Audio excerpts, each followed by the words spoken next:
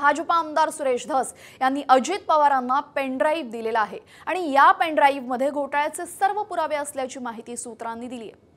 पालकमंत्री असताना धनंजय मुंडेंनी बीड जिल्हा कोट्यावधींचा घोटाळा केल्याचा आरोप सुरेश धस यांनी वारंवार केला होता आणि त्याचेच पुरावे पेनड्राईव्हमध्ये असल्याची माहिती सूत्रांनी दिलेली आहे।